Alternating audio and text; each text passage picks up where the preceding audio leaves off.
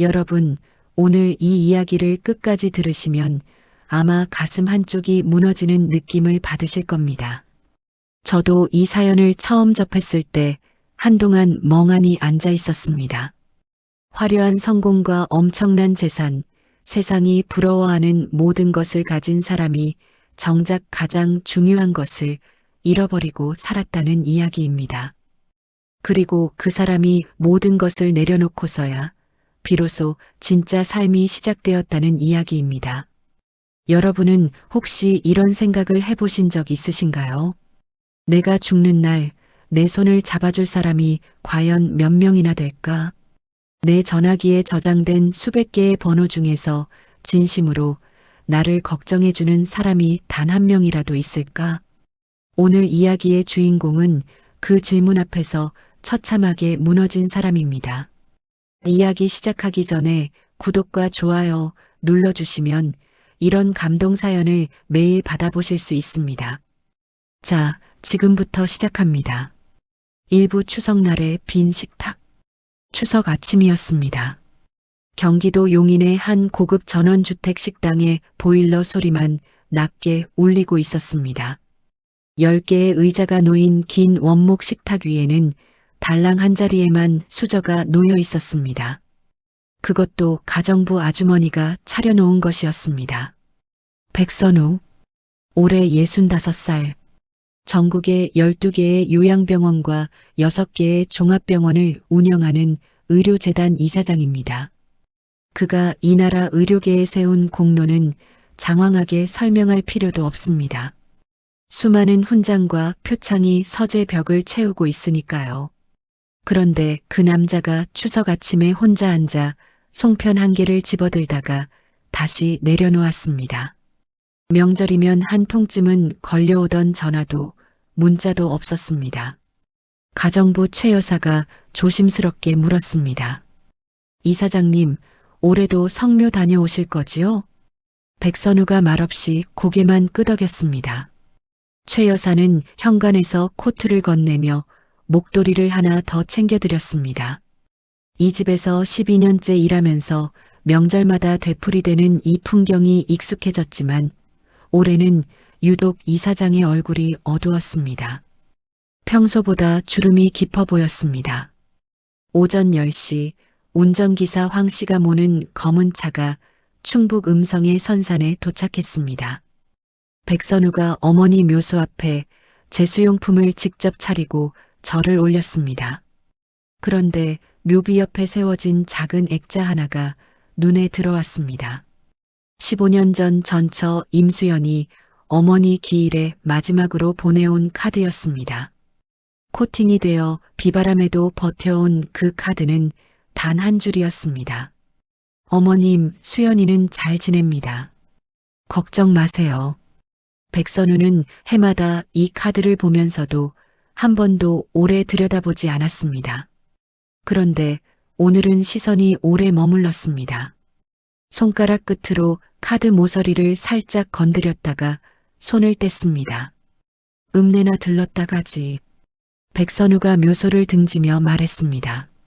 충북 음성 읍내 5일장이 서는 날이었습니다. 연휴라 평소보다 사람이 2배는 더 몰려 있었습니다.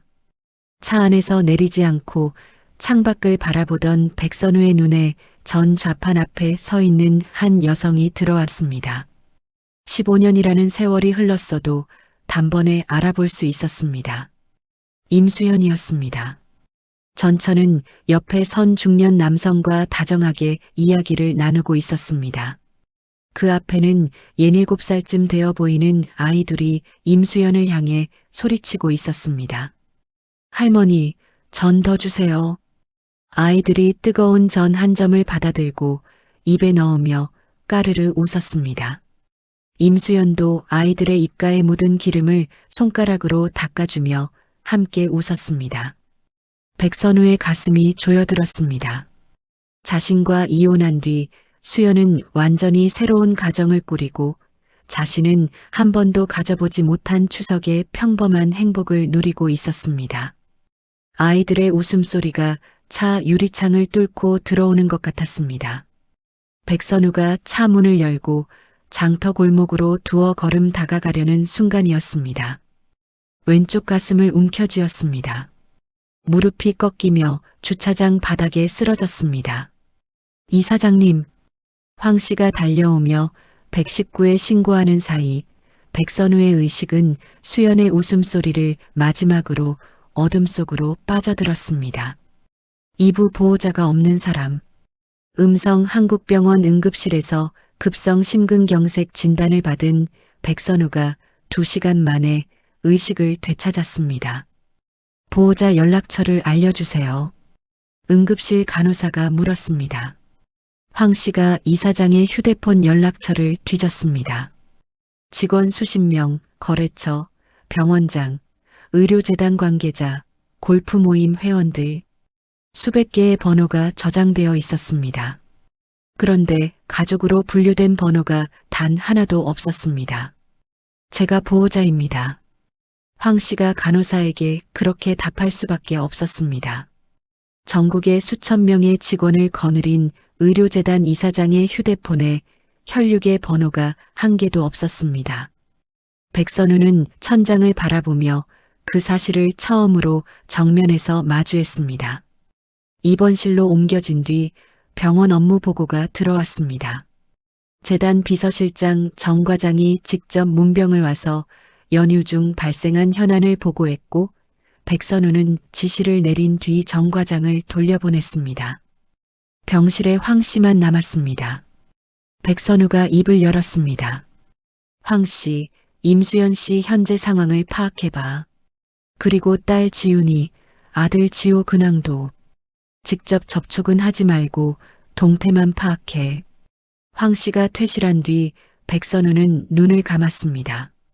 15년 전 기억이 선명하게 되살아났습니다. 2009년 가을이었습니다. 의료재단 3번째 병원 개원을 앞두고 밤낮 없이 달리던 시절이었습니다. 거실에서 수연이 먼저 가로막고 섰습니다. 아이들이 아빠 얼굴도 모르고 자라고 있어요. 개원 끝나면 시간 낼게. 백선우가 서류 가방을 들며 대답했습니다. 개원이 끝난 뒤에도 4번째 병원, 5번째 병원, 요양병원 체인 확장이 줄줄이 이어졌습니다. 새벽 서재에서 수연이 이혼 서류를 내밀던 날, 백선우는 서류에서 눈도 떼지 않고 말했습니다. 원하는 대로 해. 대신 재단 일에는 일절 관여하지 마. 2010년 봄 이혼이 확정되었습니다. 수연이 12살 지훈과 8살 지호의 손을 잡고 용인 전원주택을 나섰습니다. 지훈은 아버지를 한 번도 돌아보지 않고 대문을 나갔습니다. 지호는 뒤를 돌아보다가 수연에게 끌려가듯 걸어갔습니다. 백선우는 서재 창문 뒤에서 그 장면을 내려다보면서도 현관 밖으로 나가지 않았습니다. 그때 한 발짝만 내디뎠더라면. 병상에서 눈을 뜬 백선우의 가슴 위에 그 무게가 얹혀 있었습니다. 산부 아들이 죽어가고 있었다. 사흘 뒤 황 씨가 서류 봉투를 들고 병실에 들어왔습니다. 첫째 따님 백지훈 씨는 현재 세무사로 일하고 계십니다. 대전에서 개인 세무사무소를 운영하신 지 8년 됐고요. 평판이 꼼꼼하고 원칙적인 분이라고 합니다. 이사장님에 대해서는 주변 누구에게도 말씀하신 적이 없다고 합니다. 황 씨가 보고서를 넘기며 이었습니다. 그리고 한 가지 더. 아드님 백지호 씨는 서울에 계시는데 3년 전 중증 혈액 질환 진단을 받으셨습니다. 현재 서울 삼성병원에서 투병 중이시고 골수 이식이 필요한 상태인데 적합한 공여자를 찾지 못해 약물 치료로 버티고 계십니다. 백선우의 얼굴이 돌처럼 굳었습니다. 황 씨가 보고를 이었습니다. 사모님의 재혼 가정은 합산 연소득이 약 6천만 원 수준인데 아드님 연간 치료비 본인 부담금이 4천만 원이 넘습니다. 사모님이 노후 저축을 거의 다 쓰셨고 따님이 매달 일정 금액씩 보태고 계시지만 밀린 병원비가 쌓이고 있습니다. 백선우가 보고서를 쥔 손이 미세하게 떨렸습니다. 전국에 수천억 규모의 의료재단을 경영하는 동안 친아들은 병원비 걱정을 하며 투병하고 있었습니다. 수연 씨 재혼 생활은 어떻느냐? 사모님은 2012년에 초등학교 체육교사 강민준 씨와 재혼하셨습니다. 강 씨가 지호 두 분을 친자식처럼 돌봐오셨고 특히 지호 씨 발병 후에는 방학마다 야구 개인 레슨까지 뛰시면서 치료비를 마련해 오셨습니다. 황 씨가 잠시 말을 멈추었다가 이었습니다. 5일장에서 사모님 옆에 계시던 남성이 바로 강민준 씨이고 함께 있던 아이들은 강 씨 형님 댁 손자녀들입니다. 명절이면 사모님이 그 아이들을 데리고 나들이 하시는 게 가족 행사라고 합니다. 백선우는 한참을 침묵했습니다. 강민준이라는 남자가 자신이 버린 모든 자리를 15년간 묵묵히 채워왔다는 사실 앞에서 할 수 있는 말이 없었습니다. 지훈이 연락처를 확보해라. 내가 직접 만나겠다. 그리고 삼성병원 혈액내과 담당 교수에게 지호 상태를 확인할 수 있는지 재단 채널로 알아봐라. 이사장님, 갑자기 나타나시면 오히려 상처가 될 수 있습니다. 황 씨가 조심스럽게 말했습니다. 상처를 준 것도 나니까 상처를 받아야 하는 것도 나다. 그날 밤 백선우는 잠을 이루지 못했습니다. 침대 옆 스마트폰으로 딸의 이름을 검색했습니다. 세무사 사무소 홈페이지에서 딸의 사진이 나왔습니다. 단정한 정장 차림의 30살 여성은 자신의 젊은 시절과 수연의 이목구비가 뒤섞여 있었습니다. 아들 이름으로 검색하자 지호가 완치 후 쓸 예정이라며 인스타그램에 올린 짧은 영상이 나왔습니다. 동네 야구 모임에서 배트를 휘두르는 모습이었습니다. 영상 속 아들은 여위였지만 웃고 있었습니다. 두 아이가 아버지 없이 각자의 방식으로 자라왔다는 사실이 자랑스러움과 미안함으로 동시에 가슴을 눌렀습니다. 사부 아버지는 돌아가신 분이에요. 퇴원 나흘 뒤 백선우가 대전 시내 세무사 사무소 로비에 예고 없이 나타났습니다. 접수 데스크에 다가가 낮은 목소리로 말했습니다. 백지훈 세무사를 만나러 왔습니다. 직원이 당황하며 내선을 걸었습니다. 세무사님, 손님이 오셨는데요. 잠시 후 대답이 들렸습니다. 어떤 분이세요? 백선우 이사장님이라고 하십니다. 수화기 너머로 긴 침묵이 흘렀습니다. 모르는 분이니 돌려보내. 지훈의 목소리는 흔들림이 없었습니다. 백선우는 로비 소파에 앉아 기다렸습니다.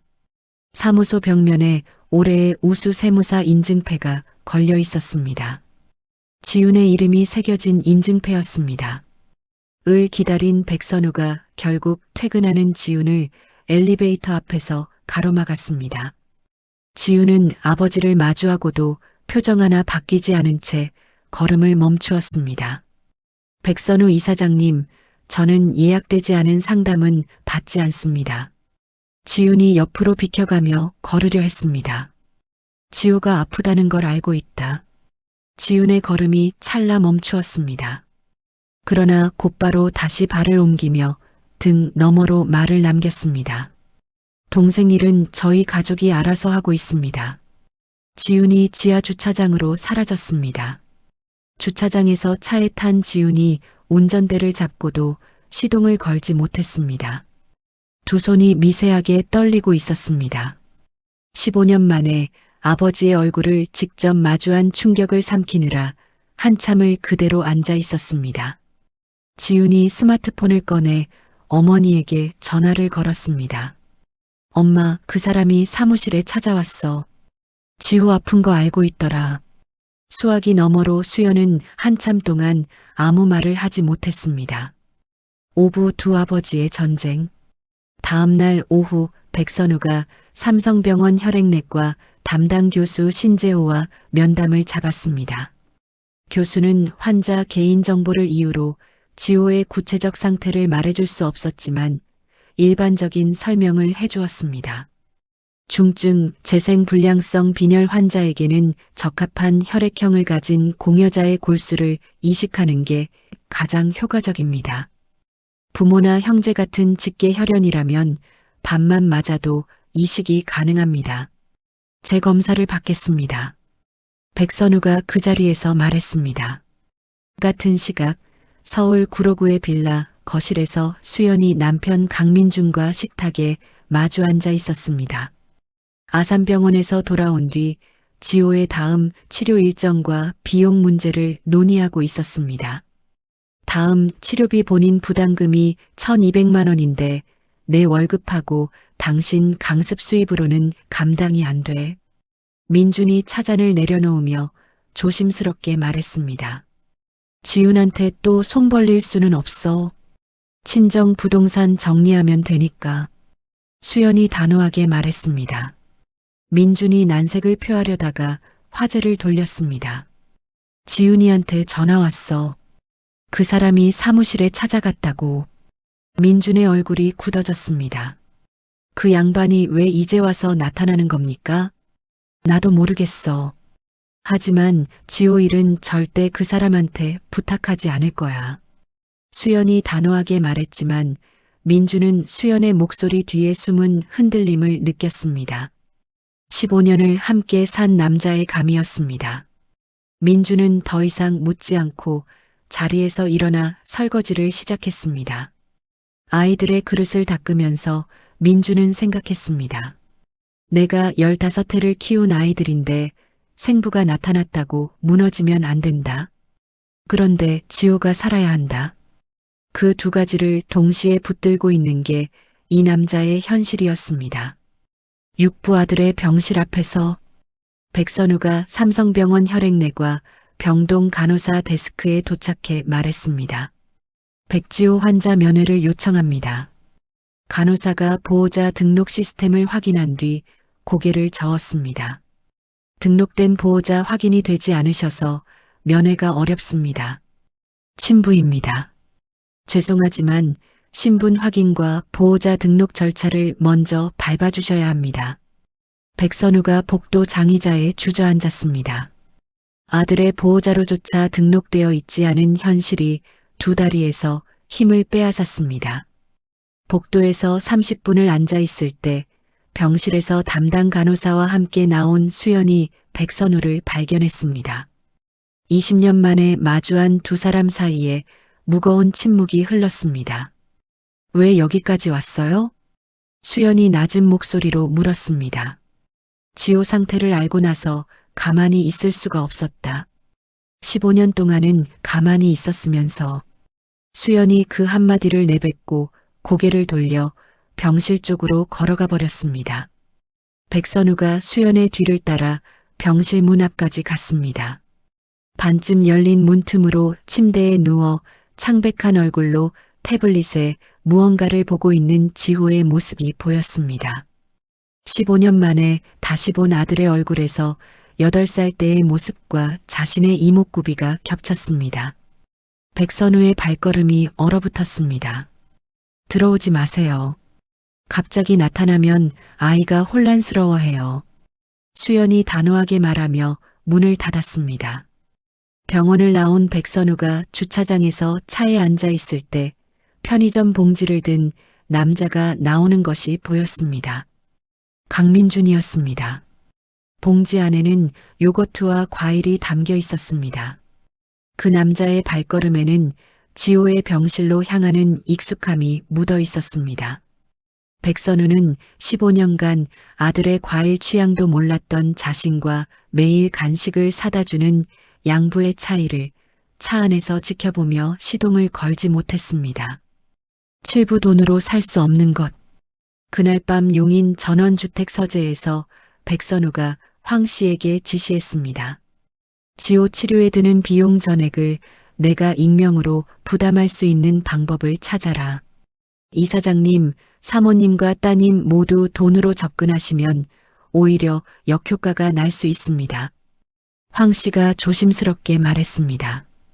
그 외에 내가 해줄 수 있는 게 뭐가 있느냐? 황 씨가 퇴근한 뒤 백선우는 서재에서 홀로 앉아 벽에 걸린 사진을 바라보았습니다. 재단 창립 기념 사진이었습니다. 자신이 웃고 있었습니다. 병원이 생길 때마다 찍은 사진들, 수상 사진들, 외국 의료진과의 협약 사진들. 그런데 가족이 담긴 사진이 단 한 장도 없었습니다. 서재에 걸린 수십 장의 사진 중에 가족 사진이 한 장도 없다는 사실을 52년의 인생 끝에 처음으로 깨달은 것이었습니다. 백선우가 익명 계좌로 지호에 밀린 병원비를 이체했을 때 수연이 병원 원무과로부터 연락을 받고 즉시 백선우의 소행임을 알아챘습니다. 받을 수 없으니 돌려보내세요. 수연이 황 씨에게 전화로 통보했습니다. 황 씨가 백선우에게 보고했습니다. 사모님이 완강하십니다. 백선우는 처음으로 돈으로는 열 수 없는 무늬 두께를 느꼈습니다. 수연이 익명 후원금을 거부한 그날 밤, 민준이 수연에게 조심스럽게 말했습니다. 당신 자존심은 이해하지만 지호 치료비가 현실적으로 부족한 것도 사실이야. 무조건 거절하는 게 지호한테 좋은 건지 한 번만 더 생각해보자. 그 사람 돈을 받으면 우리가 15년간 지켜온 게 무너지는 것 같아서. 민주는 더 이상 말을 잇지 않고 지호의 병실로 가방을 챙겨나갔습니다. 백선우의 등장이 수연과 민준 사이에도 균열을 만들기 시작하고 있었습니다. 팔부 피는 물보다 진하다. 의사는 검사 결과를 가지고 면담실에서 수연과 민준에게 말했습니다. 현재 약물 치료 효과가 계속 떨어지고 있습니다. 6달 안에 골수 이식을 받지 않으면 상태가 급격히 악화될 수 있습니다. 수연의 손이 무릎 위에서 떨렸습니다. 골수은행에서 적합한 공여자를 찾고 있지만 12달째 나타나지 않고 있습니다. 직계혈연 검사가 시급합니다. 저하고 지훈이는 이미 적합하지 않다는 판정이 나왔어요. 남은 가능성은 생부 백선우뿐이었습니다. 면담실을 나온 수연이 복도 벤치에 주저앉아 민준의 손을 잡았습니다. 그 사람한테 부탁해야 하는 건가? 민준은 오랜 침묵 끝에 입을 열었습니다. 지호가 살아야 한다. 그게 먼저야. 수연은 민준의 얼굴에서 분함과 체념이 동시에 지나가는 것을 보았습니다. 미안해, 민준 씨. 미안할 건 없어. 지호가 낫는 게 우리 집안의 목표니까. 그날 저녁 수연이 지훈에게 전화를 걸었습니다. 지호 상태가 더 나빠졌어. 의사 선생님이 아버지 검사가 필요하다고 했어. 지훈은 전화기 너머로 긴 침묵을 지켰습니다. 엄마, 그 사람한테 손 벌리느니 차라리 외국 골수은행을 더 뒤져보자. 시간이 없어. 지호가 6달이야. 수연이 목소리를 높였습니다. 그 사람이 15년 동안 지호한테 한 게 뭔데요? 이제 와서 피를 달라고 해요? 지훈이 분노와 절박함이 뒤섞인 채 전화를 끊었습니다. 통화가 끝난 뒤 지훈이 사무실 책상에 엎드려 소리 없이 어깨를 떨었습니다. 자정까지 혼자 남은 지훈이 해외 골수은행 데이터베이스를 직접 검색했습니다. 미국, 독일, 일본의 국제골수은행에 지호의 혈액형 정보를 교차 조회해 보았지만 결과는 동일했습니다. 적합한 공여자 없음. 세무사로서 수치를 다루는 직업을 가진 지훈은 논리적으로는 생부의 검사가 유일한 현실적 방법이라는 결론을 피할 수 없었습니다. 하지만 감정이 그 결론을 받아들이지 못했습니다. 다음 날 아침 지훈이 지호의 병실로 갔습니다. 지호가 갑자기 코피를 쏟았습니다. 간호사가 급히 달려왔습니다. 혈소판 수치가 위험 수준까지 떨어져 있습니다. 지훈은 동생의 악화된 상태를 머리가 아닌 몸으로 느꼈습니다. 병원 화장실에서 10분간 세면대를 잡고 서 있다가 스마트폰을 꺼내 백선우의 의료재단 대표번호에 전화를 걸었습니다. 구부 마주선 두 사람. 그날 오후 지훈이 예고 없이 백선우의 자택을 찾아왔습니다. 개인적으로 온 게 아닙니다. 동생의 생명이 걸린 문제이기 때문에 왔습니다. 지훈이 지호의 상태를 담담하게 설명한 뒤 조건을 내걸었습니다. 검사에 응해주시면 그것으로 끝입니다. 그 외에 어떤 관계도 기대하지 마세요. 조건 같은 건 없다. 당장 받겠다. 백선우가 직답한 뒤 조심스럽게 물었습니다. 지호를 한 번만이라도 볼 수 있겠느냐? 검사 결과가 맞으면 그때 생각하겠습니다. 지훈이 선을 그었습니다. 2주일 뒤 검사 결과가 나왔습니다. 지훈의 중재로 수연이 마지못해 대조에 동의했고 담당 교수가 지호의 서면 동의서를 받은 뒤 비로소 대조를 진행했습니다. 백선우와 지호가 반이 맞는 상태임이 확인되었고 백선우의 건강 상태에서 기증이 가능하다는 소견이 나왔습니다. 결과를 듣기 위해 교수 면담실에 함께 앉았던 백선우와 수연이 병원 1층 카페테리아에서 15년 만에 처음으로 마주 앉았습니다. 수연이 커피잔을 양손으로 감싸쥔 채 말했습니다. 지호를 살릴 수 있다면 당신 도움을 받겠어요. 하지만 이건 아이를 위한 것이지 당신과 나 사이에 달라지는 건 아무것도 없어요. 알고 있다. 지호한테는 내가 직접 설명할게요. 당신이 아버지라는 것도 수술 이야기도 내가 먼저 꺼내야 해요. 백선우가 고개를 끄덕였습니다.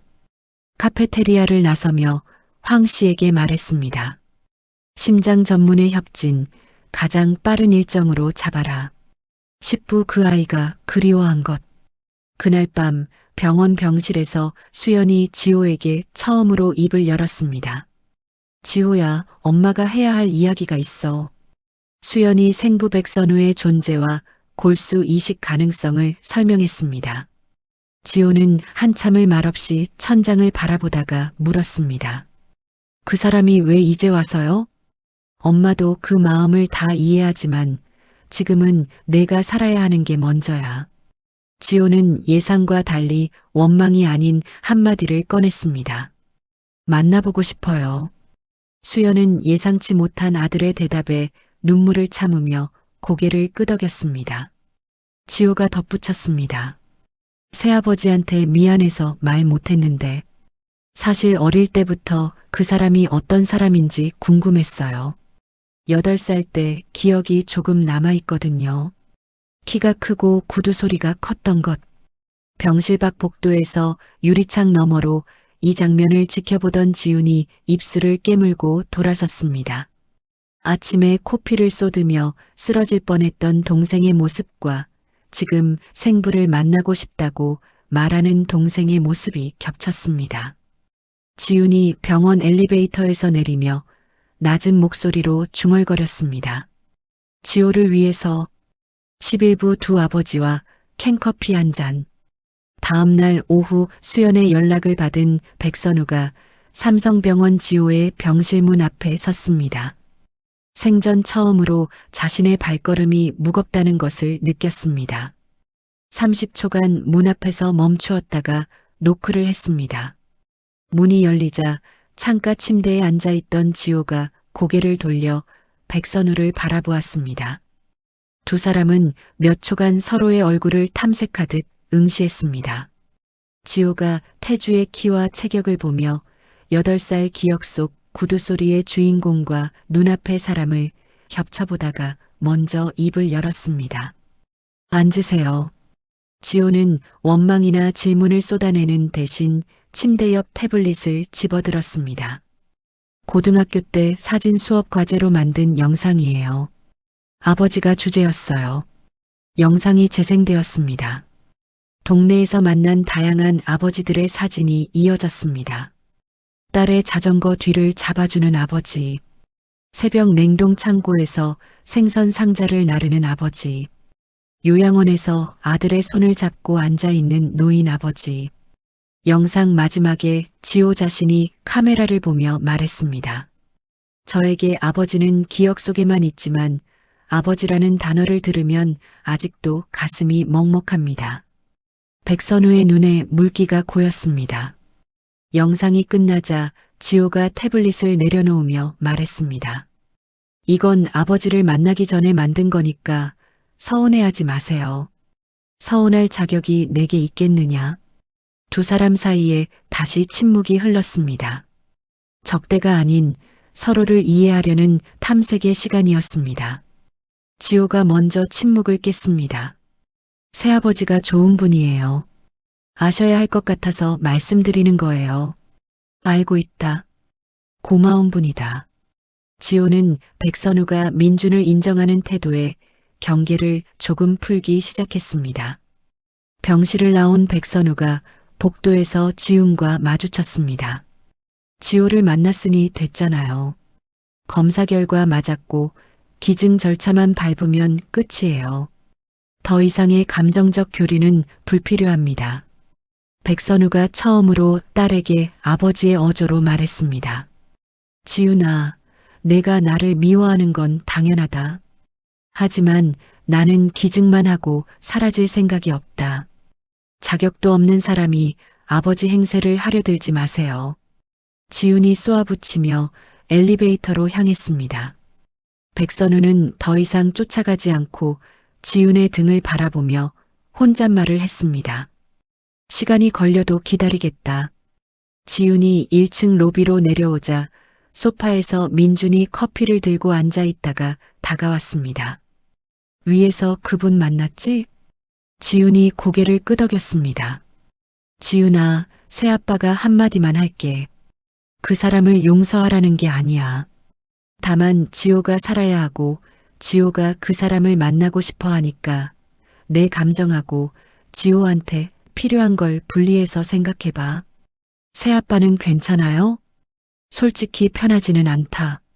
하지만 지호가 먼저야. 민준의 대답에 지훈의 굳은 얼굴에 균열이 생겼습니다. 그날 저녁 백선우는 병원 주차장에서 민준과 처음으로 단둘이 마주쳤습니다. 강민준 씨시죠? 저는 지호 아버지 백선우입니다.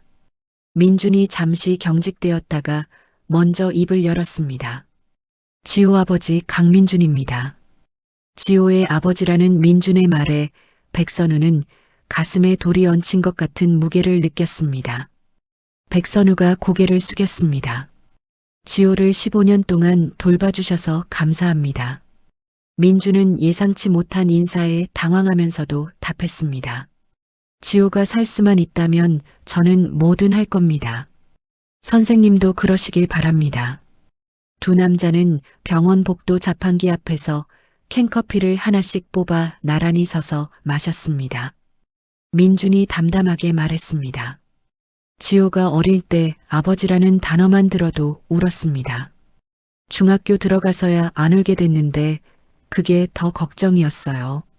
백선우는 아무 말도 하지 못한 채 캔커피를 쥔 손에 힘이 들어갔습니다. 경쟁이나 적대가 아닌 한 아이의 생존을 향한 무거운 공감이 두 남자 사이에 흘렀습니다. 12부 뼈가 쑤셔도 골수 이식 준비를 위한 투약이 시작되었습니다. 백선우는 투약 부작용으로 온몸에 뼈마디가 쑤시는 통증을 겪으면서도 재단 직원들에게는 해외 출장이라고 알린 채 삼성병원에 입원했습니다. 황씨만이 백선우의 곁을 지키며 걱정했습니다. 투약 사흘째 저녁 백선우가 수액대를 끌고 복도를 산책하다가 지호의 병실이 있는 층으로 올라갔습니다. 병실 앞에서 민준과 처음으로 다시 마주쳤습니다. 선생님, 많이 힘드시죠? 괜찮습니다. 민준이 자판기에서 따뜻한 캔 하나를 뽑아 백선우에게 내밀었습니다. 우리 둘 다 지호 때문에 여기 있는 거잖아요. 두 남자가 나란히 복도 의자에 앉았습니다. 민준이 말했습니다. 선생님이 처음 나타났을 때는 솔직히 화가 났어요. 근데 뼈가 쑤시는데도 이걸 하신다는 걸 알고 나서 뭐라고 해야 할지 모르겠어요. 당신이 화내는 게 당연합니다. 두 남자 사이에 침묵이 흘렀습니다. 2주까지나 골수 채집이 진행되었습니다. 4시간에 걸친 과정 동안 백선우는 침대에 누워 천장을 바라보며 지호가 태어나던 날을 떠올리려 했습니다. 하지만 그날의 기억이 없었습니다. 아들이 태어난 날을 기억하지 못하는 아버지. 채집이 끝난 뒤 의료진이 전했습니다. 채집된 세포의 양과 질이 수술에 충분합니다. 백선우는 비로소 아들의 탄생이 아닌 아들의 생존에 기여했다는 감각을 처음으로 느꼈습니다. 이틀 후 수요일 지호의 수술이 진행되었습니다. 수연은 민준의 손을 잡고 유리창 너머를 바라보았고 지우는 약간 떨어진 곳에서 홀로 서 있었습니다. 세 사람의 시선은 모두 지호에게 고정되어 있었습니다. 백선우는 자신의 병실에서 회복 중이면서도 30분마다 황 씨에게 지호의 상황을 보고받았습니다. 밤 11시 주입이 완료되었다는 소식에 백선우가 두 손을 모으고 눈을 감았습니다. 황 씨는 15년간의 운전기사 생활에서 한 번도 보지 못했던 이사장의 모습을 바라보았습니다. 고맙다 황 씨. 황 씨도 눈시울이 붉어졌습니다. 이사장이 자신에게 고맙다고 말한 것은 이것이 처음이었습니다. 13부 아버지라는 이름. 수술 사흘째 지호의 무균실 앞 복도에서 백선우가 유리창 너머로 아들을 바라보고 있을 때 지훈이 커피 2잔을 들고 나타났습니다. 백선우에게 한 잔을 건네며 짧게 말했습니다. 기증해 주신 건 감사합니다. 고맙다 지훈아. 커피 고맙다. 커피값으로 갚을 수 있는 일이 아닌 거 알지만 이게 제가 지금 할 수 있는 전부예요. 지훈이 무균실 유리창 쪽으로 시선을 돌렸습니다. 두 사람은 나란히 서서 지호를 바라보았습니다. 부녀가 15년 만에 처음으로 같은 방향을 바라본 순간이었습니다. 유리창 앞에 나란히 서 있는 동안 지훈이 먼저 입을 열었습니다. 의사 선생님이 2주에서 4주가 결정적 시기라고 하셨어요. 그 기간 동안 관리가 중요하대요. 지훈이 백선우에게 처음으로 지호의 치료 정보를 자발적으로 공유한 것이었습니다. 알려줘서 고맙다. 그 후 일주일이 지나고 한 달이 지났습니다. 백선우는 매일 오후 30분씩 병원을 방문하여 지호와 시간을 보냈습니다. 처음 일주일은 어색한 침묵이 대부분이었지만 둘째 주부터 지호가 자신의 사진 이야기를 꺼내기 시작하면서 대화의 물꼬가 트였습니다. 지호가 예전에 참여한 마을 사진 프로젝트 사진들을 보여주었습니다. 시골 노인들의 일상을 1년간 기록한 작품이었습니다. 사업가는 숫자로 세상을 보는데 너는 사람으로 세상을 보는구나. 백선우가 사진들을 보며 말했습니다. 아들이 자신과는 전혀 다른 방식으로 가치 있는 일을 해왔다는 것을 인정하는 순간이었습니다. 퇴원하면 새 프로젝트를 시작하고 싶어요. 가족에 대한 이야기가 될 것 같아요. 찍을 수 있을 만큼 건강해져라. 아버지도 모델이 돼주실 거죠? 내가 카메라 앞에서 어색한데 기자회견보다는 편할 거예요. 지호가 웃었습니다. 14부 분노가 터진 날. 백선우의 등장이 이 가정에 균열을 만들어가던 어느 날 오후였습니다. 민준이 수연에게 말했습니다. 당신 자존심은 이해해. 근데 솔직히 물어볼게요. 그 사람이 뼈 아파가며 지호한테 골수를 준 게 아무런 의미가 없어요? 수연이 잠시 침묵했습니다. 그게 부모로서 당연한 거잖아. 당연한 걸 15년 늦게 하는 사람이랑 당연하지 않아도 15년을 한 사람이랑 나는 두 사람 다 지호 아버지라고 생각해요. 수연이 민준을 바라보았습니다. 당신이 그렇게 말할 수 있는 게 신기해. 내가 더 화나야 할 사람인 건 알아요. 근데 지호 얼굴 보면 화낼 수가 없어. 며칠 뒤 백선우가 수연의 빌라 앞으로 민준을 만나러 찾아왔습니다. 제 문제로 이 가정까지 흔들려서 미안합니다. 민준의 얼굴이 붉어지며 15년간 억눌러왔던 감정이 터졌습니다. 당신 때문에 우리 가족이 또 흔들리고 있어요. 15년 전에도 당신이 떠나면서 수연 씨와 아이들이 무너졌고 내가 그걸 주워 담았어요. 이제 돌아와서 또 흔들고 있어요. 민준의 목소리가 더 높아졌습니다. 지호가 아플 때 새벽마다 병원에 달려간 사람이 누군지 아세요? 지훈이가 아빠 없다고 학교에서 올 때 데리러 간 사람이 누군지 아세요? 당신은 그 시간에 뭘 하고 있었습니까? 백선우는 아무 말 없이 민준의 말을 끝까지 들었습니다. 민준 씨 말이 다 맞다. 나는 그 자격이 없는 사람이다. 민준은 오히려 백선우의 순순한 인정에 분노의 출구를 잃고 침묵했습니다. 두 남자가 한참 동안 마주 앉아 있었습니다. 민준이 먼저 입을 열었습니다. 차라도 한잔하고 가세요. 분노를 터뜨린 뒤 백선우를 한 인간으로 받아들이기 시작하는 순간이었습니다. 15부 진짜 가족이 되는 길. 수술 후 2달이 지나 검진 결과가 나왔습니다. 새로 자리 잡은 골수가 안정적으로 유지되고 있습니다.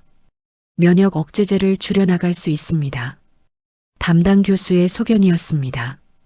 이 검진에 백선우와 민준이 함께 동행했습니다. 두 아버지가 의사 앞에 나란히 앉아 지호의 상태를 들었습니다. 보호자분들이요?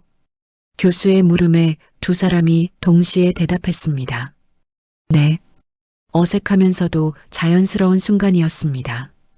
지훈의 세무사무소가 안정적 궤도에 올라 자리를 잡아가던 무렵이었습니다.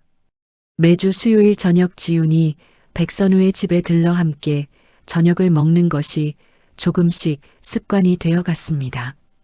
처음에는 사무적인 대화가 주를 이루었지만 점차 지훈이 어린 시절 기억을 하나 둘 꺼내기 시작했습니다. 아버지가 유일하게 집에 일찍 온 날 함께 본 만화 영화. 아버지 구두에 올라서서 춤추던 기억. 내가 거기 있었나? 있었으니까 기억하는 거지. 지훈이 답했습니다. 수요일 저녁 식사 중에 지훈이 젓가락을 내려놓으며 말했습니다. 아버지, 한 가지 물어볼 게 있어요. 이혼할 때 왜 양육권을 포기했어요? 싸워볼 생각은 없었어요? 백선우가 한참을 침묵한 뒤 답했습니다. 그때는 양육권이 뭔지도 몰랐다. 아이들을 키우는 게 뭔지도 몰랐다. 그냥 사업만 알았다. 변명이 아니라 사실이 그렇다. 그 말이 변명처럼 안 들리는 게 더 슬프다. 지훈이 짧게 말한 뒤 젓가락을 다시 들었습니다. 그 사이에 가장 깊은 상처에 처음으로 직접 손을 댄 순간이었습니다. 16부 사진 한 장. 지호의 퇴원이 가시화된 어느 봄날이었습니다. 황사가 거친 따뜻한 오후, 지호가 병원 옥상 정원에서 휠체어를 타고 봄바람을 쐬고 있을 때 지훈이 도시락 가방을 들고 나타났습니다. 안에는 수연이 만든 잡채와 계란말이가 담겨 있었습니다. 엄마가 보냈어. 아버지 거. 지훈이 무심하게 건넸습니다. 백선우가 잡채를 한 젓가락 먹고 말했습니다. 변하지 않았다. 이 맛은 엄마 잡채 맛있죠? 지호가 물었습니다. 지훈이 고개를 돌렸지만 입꼬리가 살짝 올라가는 것을 지호만이 목격했습니다. 지호의 퇴원날이 왔습니다. 수연, 민준, 지훈, 백선우가 병원 로비에 모였습니다. 지호가 휠체어에서 일어나 자신의 발로 병원 현관을 걸어나갔습니다. 3년간의 투병 끝에 자력으로 걸어나가는 지호의 등 뒤로 봄빛이 쏟아졌습니다. 담당 간호사들이 현관까지 나와 배웅했습니다. 민준이 백선우에게 말했습니다. 선생님도 같이 사진 찍으시죠. 민준이 선생님이라는 호칭을 처음으로 자연스럽게 사용한 순간이었습니다. 간호사가 찍어준 사진 속에서 5사람이 한 프레임 안에 섰습니다. 민준이 사진을 확인한 뒤 백선우에게 메신저로 전송해 주었고 백선우는 그 사진을 즉시 휴대폰 배경 화면으로 설정했습니다. 그날 저녁 백선우는 용인 전원주택 서재에서 벽에 걸린 재단 창립 기념사진을 바라보다가 조심스럽게 그것을 벽에서 떼어냈습니다. 그 자리에 오늘 찍은 가족 사진을 인화해서 걸겠다는 생각이었습니다. 17부 진짜 가족이 찍힌 사진. 여름이 지나고 가을이 왔습니다. 지호의 수술 6개월 경과 검진에서 담당 교수가 소견을 전했습니다. 새로 자리 잡은 골수가 완전히 안정되었습니다. 이제 정상 생활이 가능합니다. 지호가 병원을 나서며 백선우에게 전화했습니다. 아버지, 저 사진 프로젝트 다시 시작하려고요. 두 아버지 이야기가 될 것 같아요. 지호가 기획 중인 사진 에세이의 제목은 두 아버지였습니다. 생부 백선우와 양부 민준이라는 두 아버지를 가진 자신의 이야기를 통해 가족의 의미를 담아내겠다는 기획이었습니다. 지호가 먼저 민준에게 촬영을 부탁했습니다. 내가 무슨 말을 하겠니? 민준이 사양했습니다. 새아버지가 아버지였던 시간이 제 인생의 대부분이에요. 그 이야기가 빠지면 제 작품이 아니에요. 지호의 설득에 민준이 수락했습니다. 구로구 빌라 거실에서 촬영된 민준의 인터뷰에서 민준이 말했습니다. 처음에 지호 지훈이를 만났을 때 아이들이 아빠라고 부를 때까지 2년이 걸렸어요. 그 2년이 제 인생에서 가장 긴 시간이었습니다. 민준이 잠시 멈추었다가 이었습니다.